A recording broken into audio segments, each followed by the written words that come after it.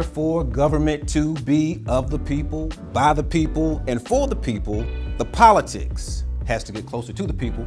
I'm John McCann, and this is the Closer to the People podcast, a production of North Carolina Black Alliance. And have you heard the one about the Texas Democrats who fled the state trying to avoid voting on a redistricting measure that will give the Republicans 5 extra seats in Congress? Have you heard that one?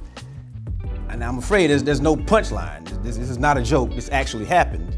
And joining me to talk about that and what it means for North Carolina is Dr. Jovita Lee. She's the program director for North Carolina Black Alliance.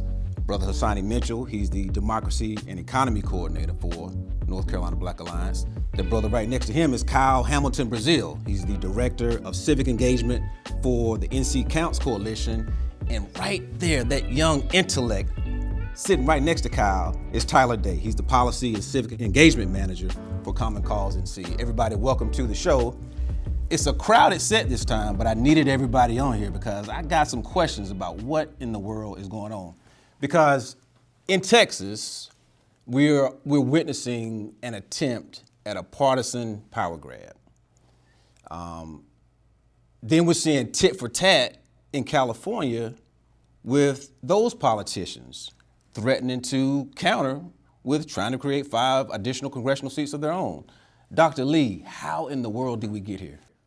Yeah, so to be clear, the attempt has now become something that has actually passed the Texas Senate. And so I do want to note that the energy around this vote, I actually want to quote the governor of Texas, Greg Abbott, by coining this map, one big beautiful map. And so that's very familiar language that we've heard in recent weeks if you're thinking about our current administration. And so that should kind of show you the tone or the tenor of this conversation. And so what it'll do is it will increase the congressional seats that are GOP controlled in Texas from 25 to 30. And so there was already a majority prior to this redraw that had 25 out of 38 GOP controlled Senate districts congressional districts in Texas. So they already were in the majority. This is really re-solidifying that majority within that state.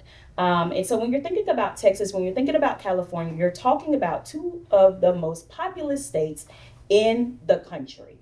And so when you combine both of those states, you're thinking about 70 million-ish Americans amongst the 2 states. And so that's a lot of people. Yeah. That's a whole lot of voters. And so that means that there is concentrated voting power within these 2 states, Texas and California. And so understandably, in response to Texas, California now voting to redraw their districts, and that will go before their folks in November, in the November election. So what's dangerous about this other than the immediate impact of Texas redrawing the maps and wanting to also note that they are blatantly rooted in racial gerrymandering, and I want to make sure that that is clear. But it also is going to significantly dilute the vote. So when you're thinking about diluting the vote of non-white folks in Texas, this can set a national precedence for what redistricting looks like across the country. It's no secret that North Carolina is also a state that has redrawn their maps several times within a decade. And that is not the normal flow of redistricting. It is supposed to follow the flow of the census, which is every 10 years. And so we've kind of created this game of let's draw maps when we feel like it in several states to essentially, to your point, create this partisan power grab. And so we've seen this now, in North Carolina. We've seen it now in Texas. We're seeing the retaliation from California. And so we're really, really concerned about the lasting impact because as it stands now, to equal a white vote in Texas, it would take 3 Latina voters or 5 Black voters. And so that's very reminiscent of the 3-5 compromise that folks may be familiar with when we're thinking about folks not being whole persons or being able to represent themselves as whole persons. And so we're seeing history repeat itself, unfortunately, in Texas. And so California responding is not off base. We need some definitions. Cal, 2 key terms stick out when I'm hearing this discussion is gerrymandering and redistricting, which sound like the same thing to me. Well, so they're a little different. And in order to talk about both and define redistricting and gerrymandering, we have to go back, start with the census, like Dr. Lee said. And so the census is the count of all the people mandated by the Constitution, right? And we know in humanity, the census is as old as the Bible. There was a census in the time when Jesus was born, right? And so in our country, the census happens every 10 years. And with that information, with knowing where people are located, with having that information between the states, a few things happen. One thing that happens, right, when we see a Hurricane Helene or when we see a natural disaster, as an example, funding can come through the states as it needs to come, a portion based off of the folks who live there. Another thing that's happening through the census data is that the Electoral College that selects the President of the United States is distributed among the various states, so we have that based off of the number. And then the third thing, I think, which ties directly into redistricting, is the apportionment of the congressional seats. So in North Carolina, after the last census, we went from 13 to 14 congressional seats. Now, the thing that's happening there, right, it's underpin is this idea of one person, one vote in our nation. That's the basis of this country, right? And so if you have two districts, A and B, before the census 10 years ago, there were 500 in both districts. A plant goes into District B, they now have 3,000, the other district has 250. You shouldn't have one congressional seat for one and the other because it's no longer one person, one vote. And so redistricting comes in to make sure we can draw these maps in a way that they're fair and equal and push for one person, one vote. In an ideal system, this is about community. This is about keeping communities whole. So they can then turn around and elect their candidate of choice. So they can then turn around and say, this is the best and the brightest from our community. We want them at the legislature in Raleigh. We want them in DC. What ends up happening, though, unfortunately, is the partisanship gamesmanship, which is what we've seen a lot, where you have districts being drawn based off of political party, districts being drawn based off of race. And that's where gerrymandering comes in. And so 2 quick examples for gerrymandering. For racial gerrymandering in North Carolina, unfortunately, it's one of the things we're known for. One gerrymandered district broke up the campus of North Carolina A&T's University, split the community down the center. So you had folks in the same fraternity, folks, going to the same class the same year, and they're no longer able to come together and elect their candidate of choice. So that is called cracking. Another form of gerrymandering is called packing. We saw this years ago in North Carolina. There was this district that snaked from Charlotte all the way up through the rural community, almost to Durham. The idea behind it was, well, we're gonna pack all these black voters and they're gonna get at least one person, right? One black person to represent them. That's not the way to do it. Because what ends up happening, number one, the folks who are in that rural community, they have different issues and concerns than the folks who are in the city in Charlotte, who are the folks in Triad, right? That should not be the same representative. The other thing that we've seen happen with that type of gerrymandering, with that packing, is that candidate comes in, they're an incumbent. They don't have to run a hard race. They don't get challengers. And so it waters down our democracy. And so redistricting is the basis, making sure we can just have one person, one vote, keep our communities whole. Gerrymandering is that process that they use to try to keep power, and that's what's wrong. Tyler, you've been following a racial gerrymandering case in federal court in Winston-Salem. Give us that background and what's the status of that case right now? Sure. Well, to set you up and explain how we got here, I want to actually take you all the way back to 2016. In 2016, Representative David Lewis, who is a former state representative involved with drawing the voting districts, said in a committee hearing that let's draw these districts to give Republicans a 10-3 advantage because I don't think it's possible to draw an 11-2 advantage. And you can look it up. It's on our Common Cause YouTube channel. It's unbelievable. Why would he say this? He said this because partisan gerrymandering was legal at the time. We at Common Cause and many other plaintiffs sued the state legislature in a case that went all the way up to the U.S. Supreme Court, Rucho v. Common Cause. And the U.S. Supreme Court in 2019 ruled that partisan gerrymandering was that it was okay, essentially, that they could not do, that federal courts could not do anything about it. And so, fast forward, the U.S. Supreme Court says, well, federal courts, we can't do anything about it, but you can go to state courts. When the legislature redrew the lines after the 2020 census, that's exactly what we did. We went to state court, and our state Supreme Court said, yeah, partisan gerrymandering is wrong, it's illegal. And we won that case.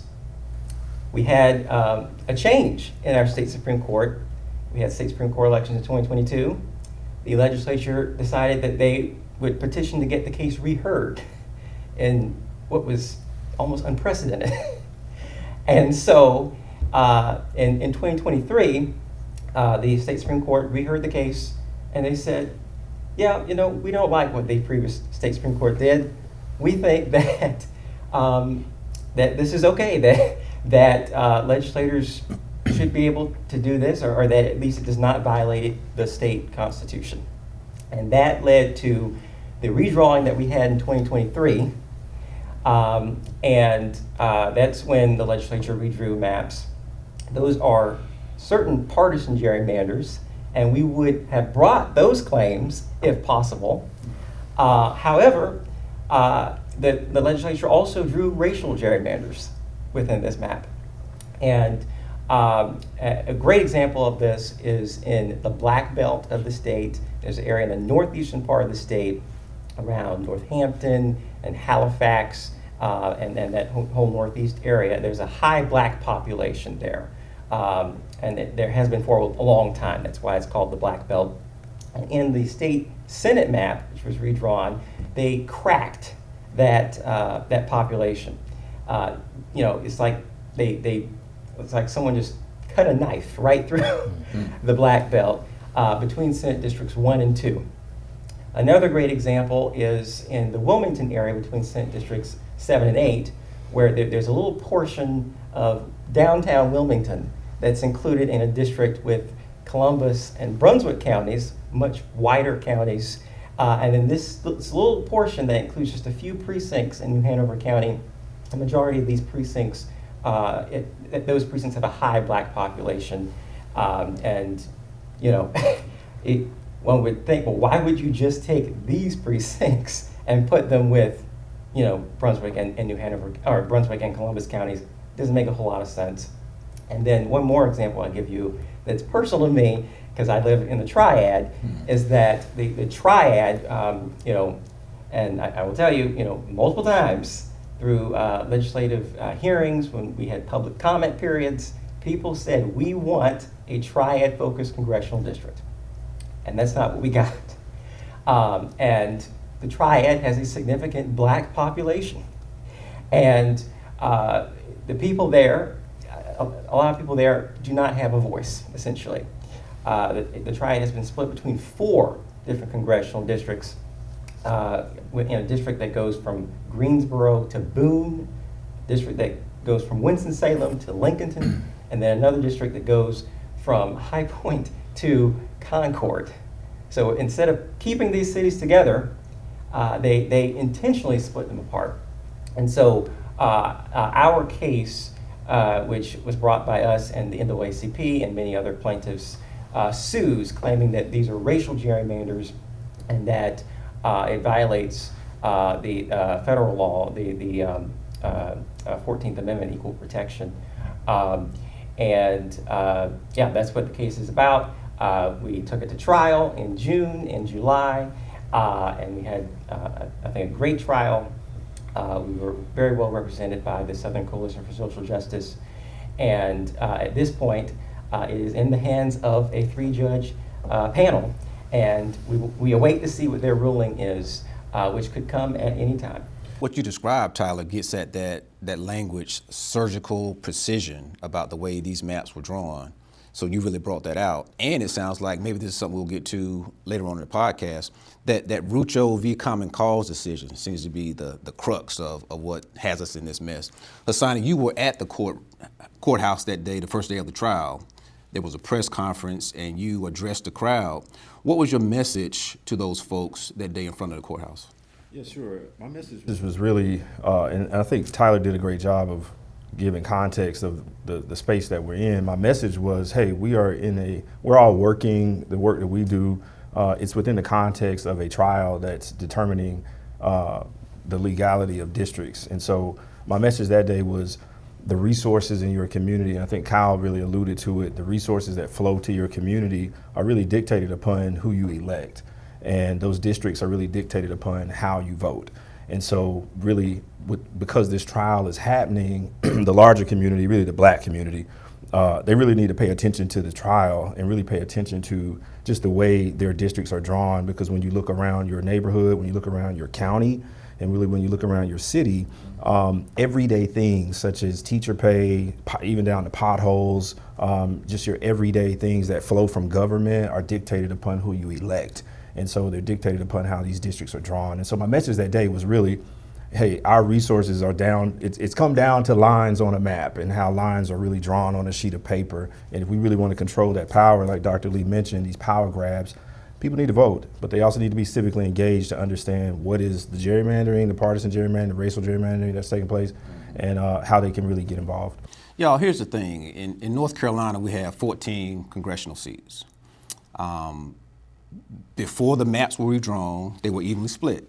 Republicans had 7, Democrats had 7. After the redraw, Republicans had 10 seats, and now the Democrats had 4. Anybody help me understand what's the significance of that imbalance, particularly as it relates to our more compromised communities or more challenged communities, if I'm saying that the best way? I think what that means for community is their voice being heard. Are they able to elect a candidate of choice who will fight for them, in the legislature? Are the resources coming down to their community? Do they have someone who's going to speak up for them that truly represents their community? Or are they a part of a district that is snaking across the state and just grabs them out of their community so that they can then have a diluted vote? Voting is power in this country. It's how we exercise our power. And so if you go to the poll and you don't think you're going to have a choice, and you have to just go to just suck it up and vote for the lesser of two evils, that means something. And so it's pulling that power away from communities, what I would argue. Well, Kyle, your organization is leading an effort, an independent redistricting commission, or we sometimes shorten that to just IRC. Explain what that is and what makes that a viable solution to this gerrymandering problem. Yeah, sure, John. So my grandfather, he was a poultry farmer. He would always say the foxes are in the hen house, right? So that's what we have with redistricting. In North Carolina, the legislature has the full control. The governor cannot veto in our state, which is rare, and it's not common across the country. We're one of a few. And so an independent redistricting commission pulls that away from the legislature and puts it with everyday folks, right? And this isn't about power. This is about community. This is about community being able to decide what those districts are. Under an IRC, and there's a few that have been floated, but under the IRC that we've worked in community on, and all of us around this table worked on community on, looking at having 5 from each party, so 5 Democrats, 5 Republicans, 5 independents or other, but also community members, right? So not politicians, not judges, community members to make those decisions. Having it be completely transparent, so no more backroom deals. No more analysts telling you can get, perhaps some power if you dilute this area over here, but really just a full transparent process that's open with public hearings where people can come and they can share, this is my community, this is what I want to be kept whole, and then responses back so that at the end of it, there's a report that says, this is how we looked at this is how we considered all these public comments. So a truly fair, independent commission to draw these maps in a way that communities are centered and not political or racial gerrymanders are centered. Tyler, you've been involved in that IRC work. How can folks get engaged? Yes. So one of the things that I think is really, I wanted to elaborate on from what Kyle said, is really critical in contrasting an IRC with what we have now, What we have now are legislative leaders making all the decisions. And you know, I say legislative leaders, it's not even the full General Assembly. It is a select group of powerful people that are making the decisions for how these districts are going to look. They are deciding what criteria is used. Now, yes, there are some criteria, thankfully they can't draw racial gerrymanders. They're not allowed to. But there's a lot of criteria that's up to them. They don't have to look at communities of interest. They don't have to look at, they don't even have to hold public hearings. They held just 3 public hearings the last time. But through an independent commission, it is citizens that are in control of the process. And also, it's a process by which there is strict criteria. So we would be outlawing partisan gerrymandering through this. Of course, racial gerrymandering already being outlawed. But it's a sea change, compared to what we have now. And I just think legislators now look at these districts as their districts. We're drawing this, literally, that is the way that many legislators are looking at this. That's my district.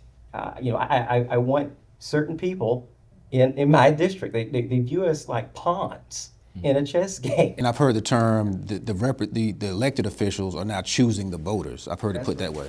That's right. And so this goes to the basic building blocks of what our whole democracy is based on. Mm-hmm. I mean, we elect voters we elect representatives to represent us and to serve us.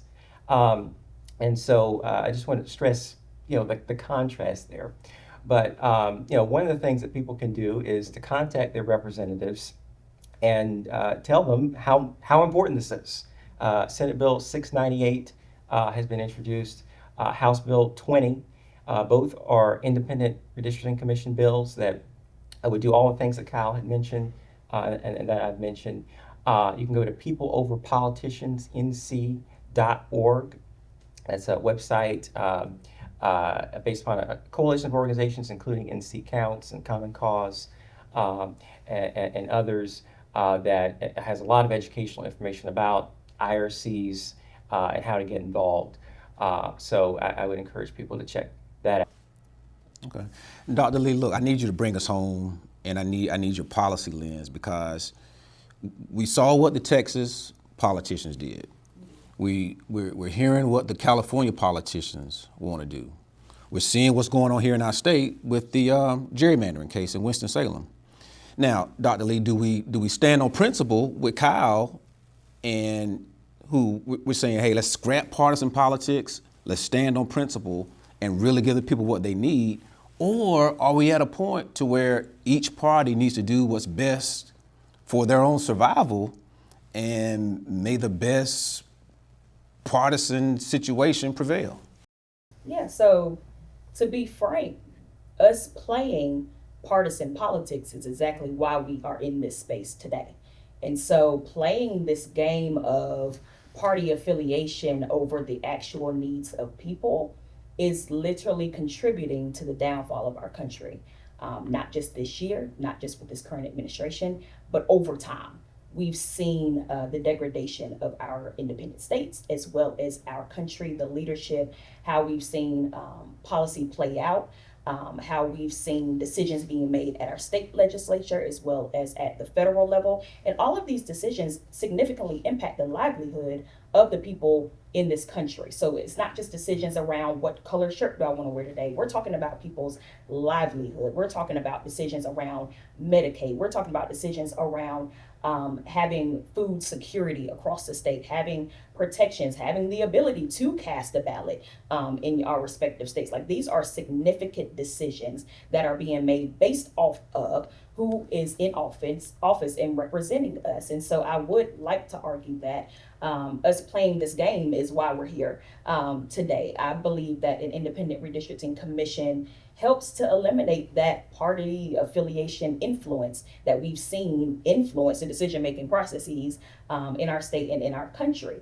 It takes that power out of the hands of legislators to say, hey, I'm going to draw my districts exactly how I want to make sure that I retain the power for as long as I can in my seat or in my area. That is not democracy. And so if we're really interested in maintaining, rebuilding democracy, it won't work if we are consistently focused on partisan or party affiliation. And so we need to be constructing systems that are for the people and actually intended to serve the people. And so this independent redistricting commission and having systems that are eliminating the party affiliation actually makes room for systemic change. I think all of our organizations within our mission statement somewhere, systemic change is listed. Like we all have an end goal of making sure that we create systems that actually support our people. And so that means that we have to create things that are separate from partisan politics or power grabs, because that does not get us to the actual end goal that all of our organizations are focused on. And so if we don't want the structure of our democracy to completely crumble, then we are going to have to do away with focusing on party affiliation. And we also want to have systems that are built and have folks included in it that look like us, that have the same lived experience as us. That's important. I think all of them have named today in their comments around the need for that common interest. Like triad residents know what triad residents need, and triangle residents know what triangle residents need, rural residents, so on and so forth. And so if we continue to create systems that dilute that kind of institutional knowledge and that community knowledge that folks already have about the needs that they have, they'll never be met. Like we will never get to this point.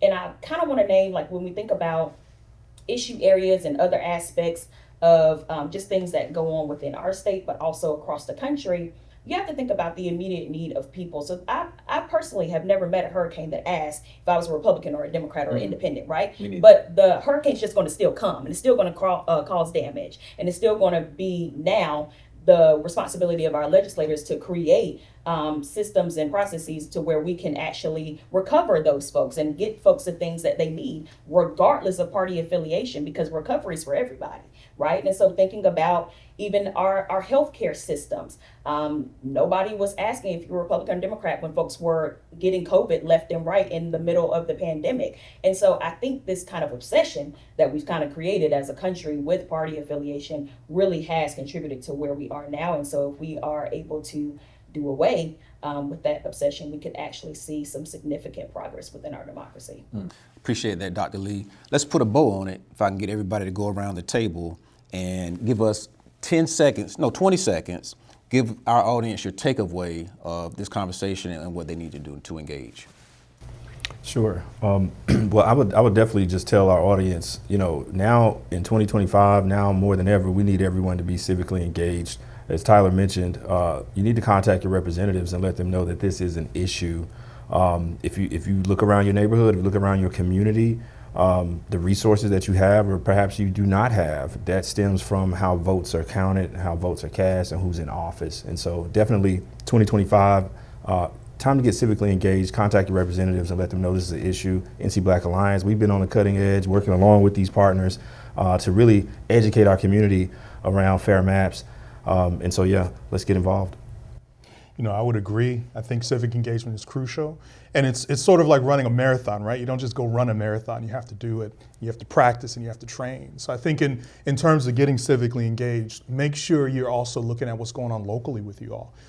Go to your city council meeting, go to the county commissioner meeting, learn what's going on there, participate in public hearings, get trained up. All of our organizations do training on folks to be able to provide a testimony during a public hearing. So think of civic engagement, not just voting, but all the time, and be prepared for that marathon. What I would say is to vote, and I want to go back again to Common Cause v. Rucho. That was a U.S. Supreme Court case decided. Of course, the president appoints Supreme Court justices. The Senate confirms those justices. So there are, areas where we, the people, have a chance to influence that process. And that case is why Texas was able to redraw their districts. It's why we in North Carolina redrew our districts in 2023 for partisan gain. And so those elections, and then at the state level, remember, we elect Supreme Court justices in North Carolina. So that's another area where voters here in the state have power to influence this process. Absolutely. And what I'll add is organize your communities. And so organizing is 365. It is not just get out the vote or during election season. So making sure that you're having these community conversations within your own backyard. Have these conversations with your family, with your friends. You'll be surprised to learn how many folks don't have a conceptual understanding of redistricting or gerrymandering or any of our issue areas. And so I would just encourage you, organize your communities, get folks involved, and make sure that we're staying on top of it each and every day. All right. Y'all, we got to go. But I appreciate this discussion, and I appreciate you for joining us. Meantime, keep in mind that a government of, by, and for the people has to get closer to the people.